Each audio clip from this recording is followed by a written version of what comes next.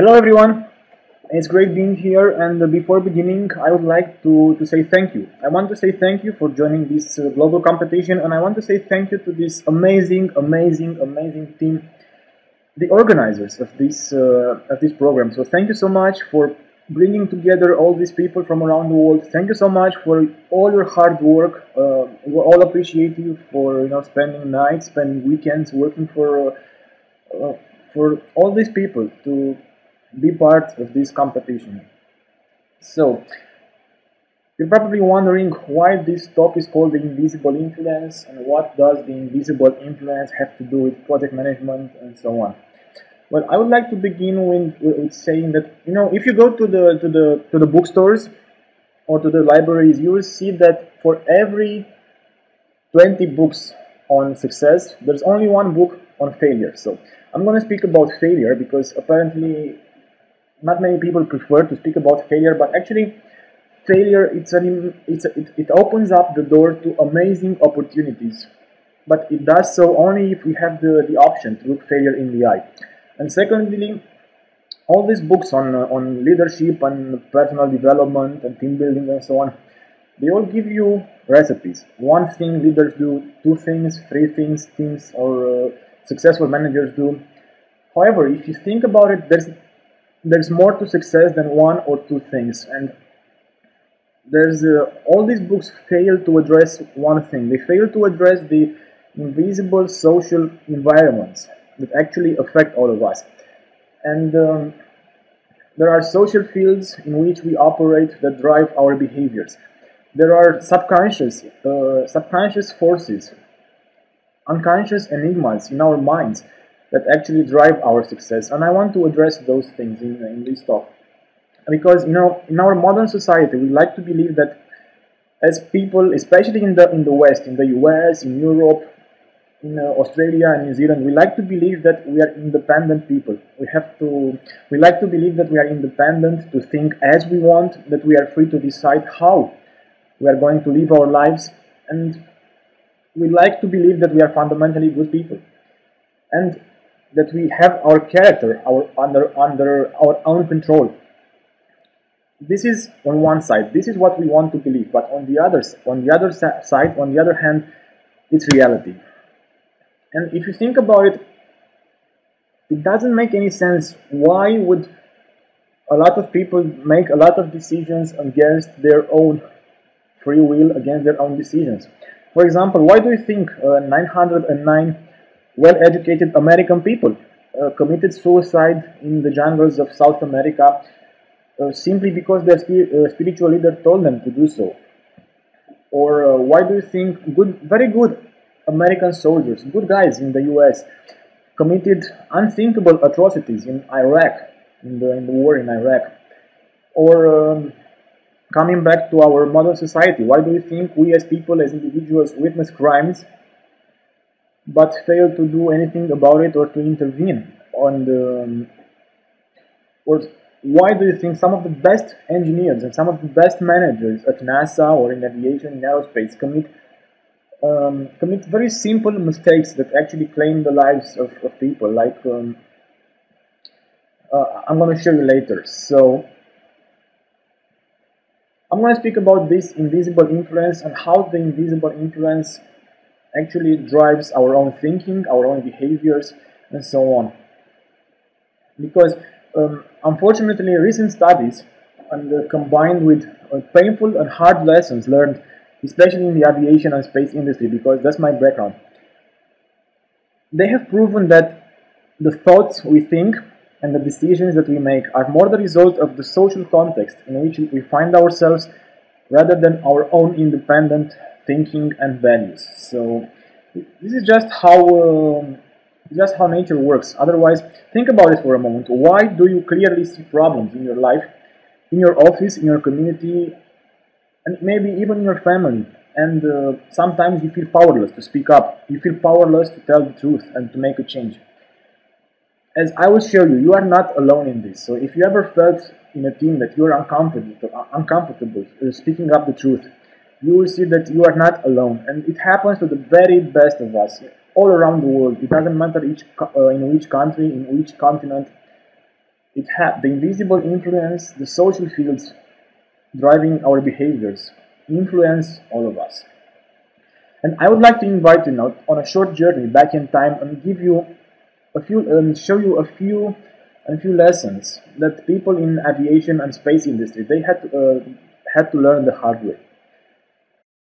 3, 2, 1. In 1986, NASA's Space Shuttle Challenger exploded 70 seconds after launch, killing 6 astronauts and a high school teacher. It was the first mission of NASA with a civilian on board, aiming to take space exploration further into the minds and hearts of the entire world. On January 28, 1986, I drove into my parking place in NASA headquarters, and my team was waiting for me at the elevator. This never happened before. I said, "What's going on?" They said, "Charlie, Space Shuttle Challenger had just exploded and killed everybody." Wow, why were they telling me this? Because I had a payload on Challenger, a small satellite, and I had this sinking feeling, maybe you've had something like this.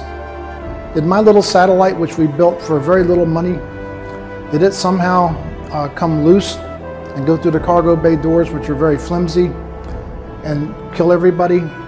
So because I knew the people who worked on the booster system for Challenger, and because the payload was there, I watched the failure review board very closely. And it soon became apparent the failure had nothing to do with me, thank God, had to do with the boosters. When I saw that, I said, okay, people made a technical error. It was a mistake in not understanding the property of rubber at low temperature, and I ceased watching the failure review further on. This is the attribution error that most technical people make. When an error occurs, you assume the cause is technical because that's where all our training is.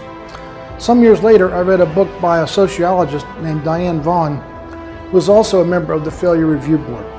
And she said the real question was not did they understand the rubber. They actually did understand the property of the rubber very thoroughly. The real question was, why did they launch when all the evidence suggested they should not? At this time, the Space Shuttle was the national space transportation system for all U.S. payloads. It was launching everything, and so a delay in a launch would downstream affect all the other payloads. So there was enormous pressure to launch.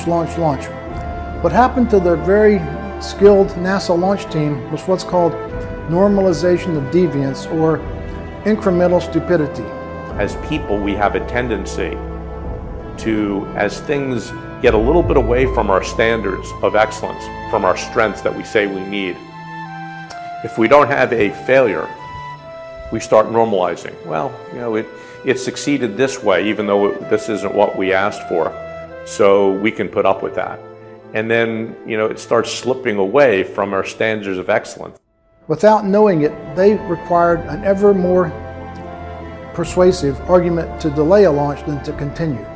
So as this social context changed, it got to the point where almost nothing would delay or stop a shuttle launch. What she said was that the unconscious change in perception was the root cause, and Diane Vaughan went on to say it's unfortunate that these forces are invisible and unacknowledged because they can never be changed and you can never deal with this.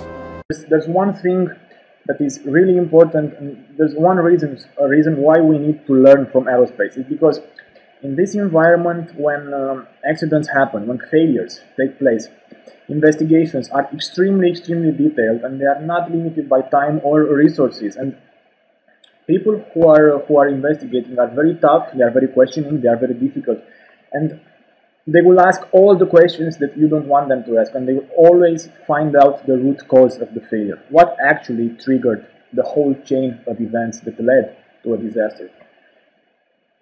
And again, as Dr. Pellerin said from NASA, he said that it's the social context under which we operate and not the individual abilities that drive performance and risk.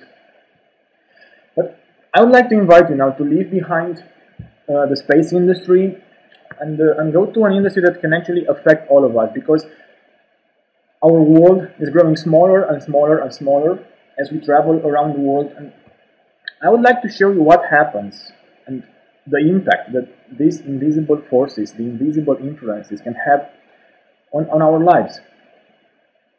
Between 1988 and 1998, Korean Airlines had a crash rate of 17 times higher than the industry average. 17 times. And the situation got so bad that the president of South Korea was afraid to fly his own airline company. This is how bad it was. And they were forbidden to fly into Canada, and the American soldiers were banned to fly with Korean Airlines because they were losing Boeing 747 aircraft. And nobody knew what was happening. And they made an erroneous assumption, and this erroneous assumption is usually made by technical people especially. And Korean Airlines had assumed that the individual skills of the pilots were crashing these planes, And however, this didn't make any sense because the pilots were being certified by the same organizations as any other pilot from any other company. They were good in the simulators. They had good flying skills. Until experts from Boeing came, and what they've noticed is that Korean Airlines had unknowingly imported Confucianism into the cockpit, meaning that when they were flying, the social gap, the power distance between the captain who was flying the plane and the co-pilot and the flight engineer was so high. This distance was so high that the co-pilot and the flight engineer didn't have the courage to inform the pilot of any mistakes he might have made. So I was incredibly surprised when I was watching National Geographic Seconds from Disaster. You can just Google the episode on Korean Airlines to understand how powerful the invisible social influence is on our thinking. Because at the end of the episode, the chairman of the investigation board from the British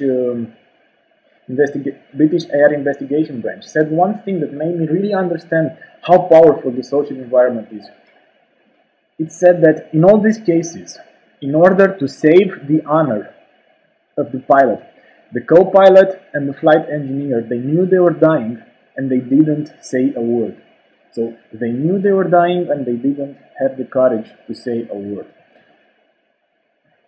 It's fundamentally important to understand that you cannot fight the social context. You can notice the social context, but the social context actually is more powerful than even your own reasoning. So if people around the world will have access to this information, many big tragedies and many big failures might have been avoided. For example, Fukushima in Japan. In Japan, many people assume that it was the tsunami, it was the earthquake who triggered the disaster. However, when the report came, the failure investigation report, said that the root causes were reflective obedience from the Japanese, the reluctance to question authority, social context again, the devotion to stick with the program, groupism and insularity. All these causes, the root causes of the explosions of the reactors, are social failures, are social causes. And the chairman of the investigation board said Fukushima was a man-made disaster that should have been avoided and prevented. But not only Japan, not only Korea, not only the US, it's the same everywhere. A railway crash in Japan, social context. Guadalajara, Mexico, gas explosions, social context.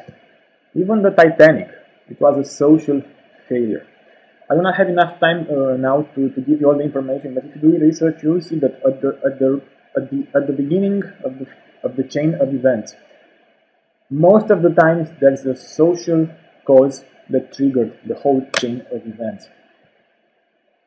And as Dr. John Mather said, he's a Nobel Prize winner, more than 50% of the cost of a project is socially determined. And if you're wondering, still again, if you're thinking, okay, is this invisible influence real or not? Think about this for a moment. In any given project you have at school, at work, with your friends even, which part is more difficult to manage and control? Is it technology or is it people? Right, so I have spoken so far about the social context, but never had the chance to actually explain what is this social context.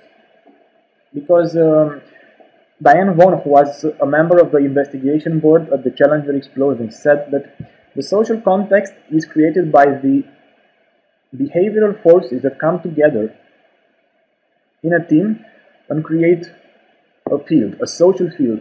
And this social field is invisible, unacknowledged, and is immeasurable. So basically, it influences you, but you can't feel it. So I'm going to give you just a few simple examples, leaving beside the work context, for you to understand the social structures and how they impact you. For example, you have a specific kind of behavior when you're with your fiance, having a romantic dinner, walking and kissing in the rain, and you have a specific kind of behavior, especially if you want to ask her to marry you. What about when you're having dinner with her parents, with the parents-in-law? Do you have a different kind of behavior than in the previous case? I would say most likely so. And usually, if you don't behave properly, you get punished. How about when you're going to the bar with the guys and watch the game and drink some beers, have some fun, listen to some music? You have a different kind of behavior, and usually, if you cross behavior, so for example, if you take one behavior from this context and take it to another context, you will probably get very punished. Also, if you have your yearly review with your boss at work, you have another kind of behavior. So this is how you can understand in very simple ways how the social structure, the social environment under which you find yourself actually influences your behavior. So, in conclusion, social context drives behavior with an invisible force. We unconsciously sense context and we automatically and naturally adapt our behaviors to the context. Why is this important? This is important to know because if you are in an environment in which you feel you can get punished for telling the truth, especially at work, like 70% of people do, you will automatically and unconsciously adapt to that environment and you will hide information from your peers, from your boss, and so on. And if you're a team leader, if you're a team manager, you have to have the personal responsibility to create a social context in which people feel comfortable with sharing unpleasant realities, unpleasant information, because otherwise they will automatically adapt to your behaviors and hide information from you. And usually hiding out information leads to dramatic failures, as we've seen so far. So, if the social context is so powerful, how do you manage it? How can you manage the social environment in your team, in your family, with your friends, and so on? It's very simple once you understand the 4 fundamental human needs that we have. As people, we all have the need to feel valued. As people, we all have the need to feel that we belong. We all have the need to feel that we are part of something bigger than us. Also, we all have the need to have hope, to have a sense of purpose, a sense of fulfillment, something to wake up in the morning and to live for. And also, we all have the need for certainty. We want to make sure that our lives are okay, so we want to be certain. We have the need to know we step on on solid ground. So the question comes up again and again. What is the connection between human needs and NASA's shuttle explosion and Korean airline crashes and many disasters around the world? Well, it's fundamentally very easy to understand. The human needs, if they are being met or not, create and drive our behaviors, because you have a different behavior in a context in which your human needs are met than in an environment in which your human needs are not met, right? Behaviors in a team, in a group of people, come together as forces and create the social context. So the social context is the social field created by the behaviors of all individuals coming together. And also, the social context drives the risk. This is the whole chain from the human needs to behaviors, creating the social context, and in the end, the risk. It's fundamentally important to remember, to reduce the risk of failure and to increase the performance, all 4 dimensions must be addressed.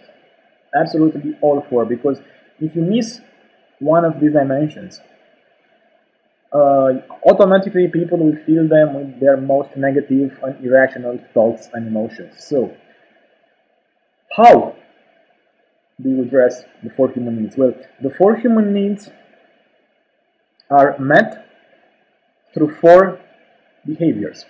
So, in order to meet the need of people to feel valued, you must learn to express authentic appreciation. You have to learn to be grateful for people, to say thank you for doing this amazing job and to actually feel it and mean it. Because authentic appreciation opens up the door to creating a social context in which people feel they are valued, and if they are valued, they will not be afraid to tell the truth. So they will not be afraid to share you bad information, bad news, and also if they are valued, if they feel valued, they will feel more empowered and more happy and more motivated to be part of your team. To address the need of people to feel that they belong to your team, to create a team of people, a group. As leaders, as team members, we have to keep all our agreements, because keeping all agreements, especially being on time for meetings and sharing information, creates a social context in which people have trust. They feel they belong and they have trust and they trust each other. So they are all aligned into the same direction.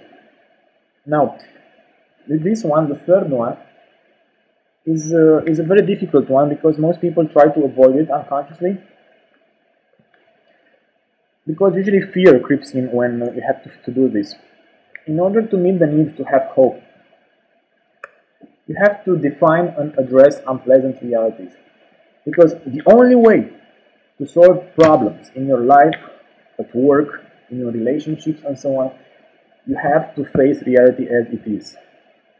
Most people either ignore it, they are overly optimistic and they ignore problems until they grow too big for them to handle, or they do something else. They make the situation a lot bigger than it actually is, and making the situation bigger actually removes all your energy to find solutions.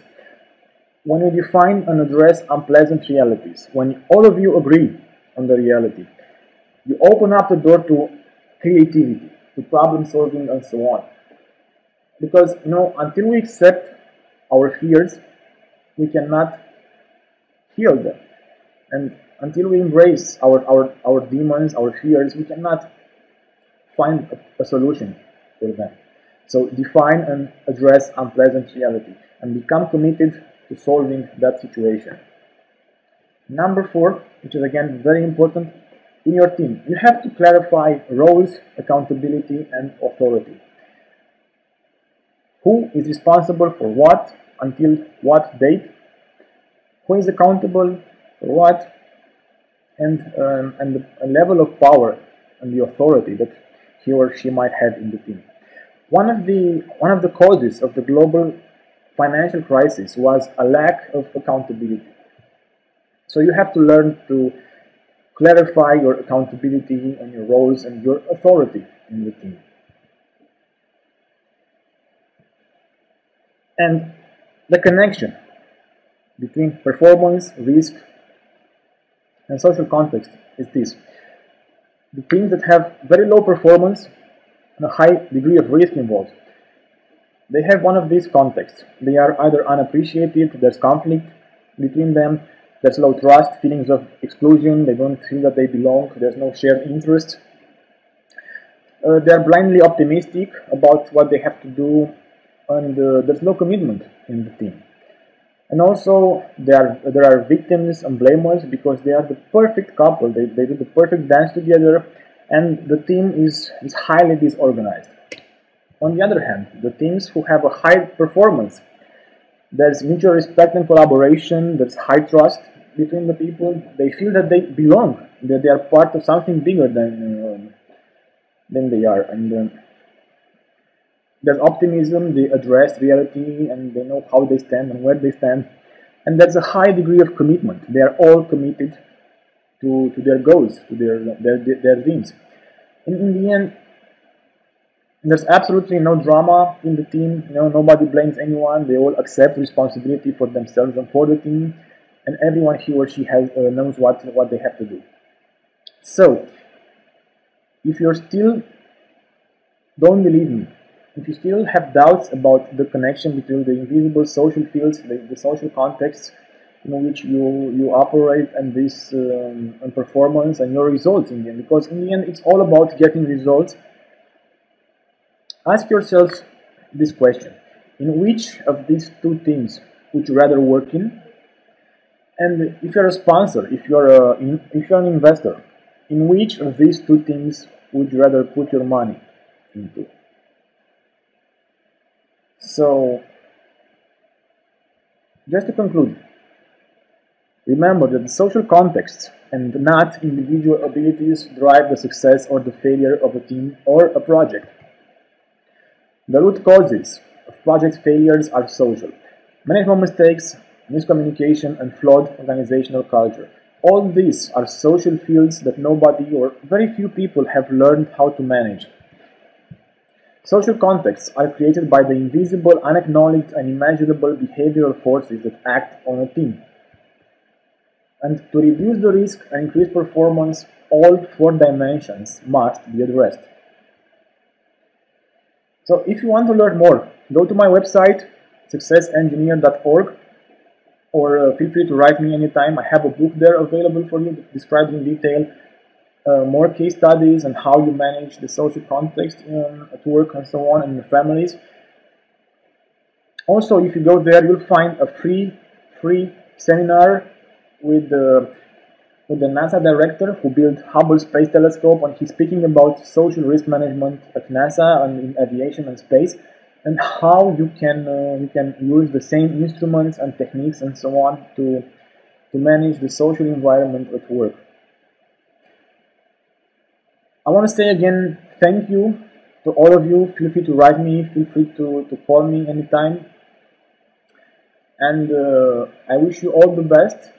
And thank you again to the organizers for such an amazing job, for your time, and for having me here. It's been a great privilege and an honor. So thank you so much. Bye-bye.